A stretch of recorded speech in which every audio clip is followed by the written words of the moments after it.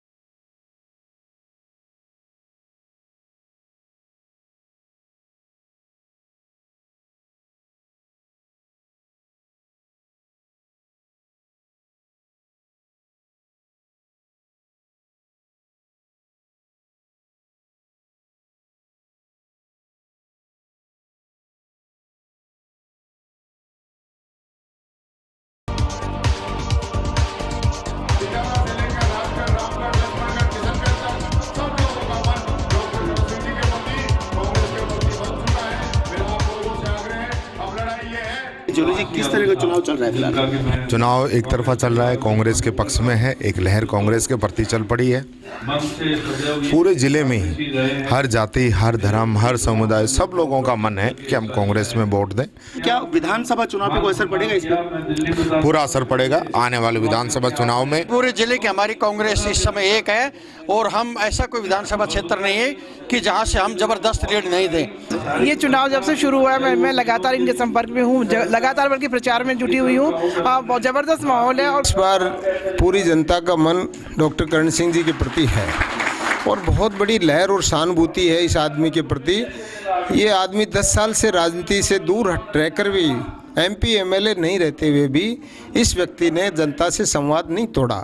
हारी में, बीमारी में, खुशी में, गमी में, पार्टी प्रोग्राम में, कार्यक्रमों में सक्रिय रहे। डॉक्टर साहब, अलवर जिले में 18 लाख मतदाता हैं, जिसमें लगभग 7 लाख मतदाता मेव और यादवों के हैं।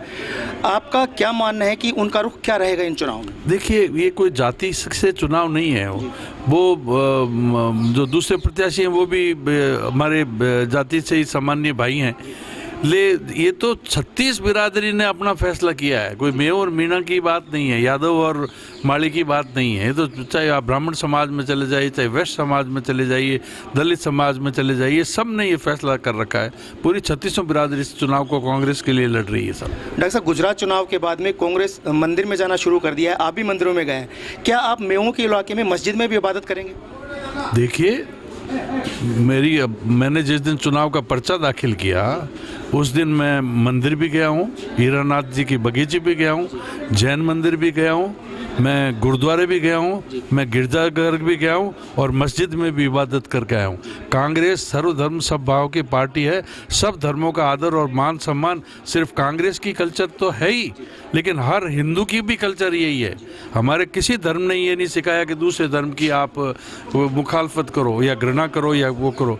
तो मैं सभी जगह सभी धर्मों का सम्मान करता हूँ। इस लोकसभा उपचुनाव की खास बात ये है कि दोनों ही उम्मीदवार बहरोड के रहने वाले हैं। इस वजह से यह चुनाव लोकसभा का होते हुए भी खास चर्चा का विषय राठ क्षेत्र में बना हुआ है।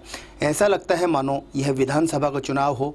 ग्रामीण क्षेत्र में जब लोग पहुंचते हैं तो वहां पे माहौल ऐसा लगता है जैसे पंचायत के चुनाव हो और हर व्यक्ति इस चुनाव में दिलचस्पी दिखा रहा है।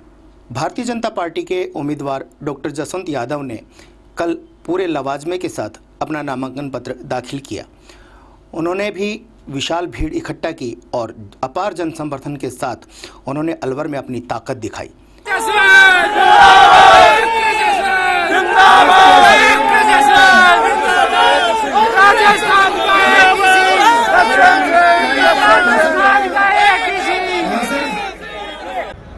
ये टिकट ये मेरा टिकट नहीं है, ये टिकट आप सबका टिकट है। आपके कहने से टिकट दिया है। इस बात को मैं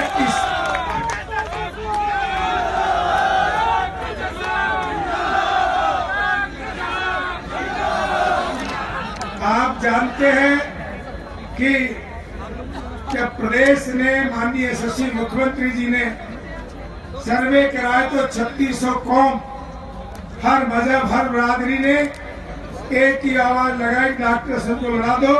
क्योंकि प्रदेश अध्यक्ष जी जानते हैं, मैंने कहा जी कहीं भी लड़ा दो, मुझे बचा दो, और जनता की आवाज को नकार नहीं सकते थे। हमारे जिले के जितने भी हमारे साथी मंत्री, विधायक, जितने भी नेता हैं, इन्होंने सबने एक ही बात कही कि डॉक्टर यशवंत को चेहरा बनाओ, जिताने की गारंटी हम सब किए और इनकी गारंटी पर ही मैं उम्मीदवार बनने को तैयार हुआ। अब ऐसे मौके पे एक छोटी सी बात ही कहूंगा, थम मुने जानो और मैं थमने जानू। काम करनी हूँ, काम करे हुए, काम करके दिखाऊंगा। में कांग्रेस की सरकार रही और कांग्रेस ने एक ही नारा दिया कि हम देश में गरीबी को हटाने का काम करेंगे, हम देश में गरीबी को मिटाने का काम करेंगे। क्या कांग्रेस ने इस देश में गरीबी को मिटाने का काम किया? बंधुओं, नहीं किया। नहीं किया तो जोरदार आवाज से बोलो कि नहीं किया। केवल मात्र झूठे दिलासे दिला करके इस देश में सत्ता को हथियाने का काम किया। इन सबने मिलकर अलवर को एनसीआर के पैसे से लबालब कर दिया। 964 करोड़ की सड़कें अभी आई हैं। इससे पहले 500-700 करोड़ रुपए पानी के लिए आ गया। मिशन अमृत का केंद्र का पैसा आ गया। हम लोगों से, लोग, मीडिया के लोग पहले पूछते थे ये केंद्र का पैसा अलवर में क्यों नहीं आता है? इसलिए नहीं आता है कि हमारे पास केंद्र में पैरवी करने वाला हमारा आदमी, उसके पास फुर्सत नहीं थी अलवर की पैरवी करने के लिए। वो आदमी केवल एक व्यक्ति की चाटुकारिता से पीछा नहीं छूटता था उसका। 24 घंटे वो इस देश के जो आज की तारीख में कांग्रेस के युवराज हैं, उनका बस चाटुकारिता करने में लगे रहते थे। विकास की बात उनके याद नहीं आती थी।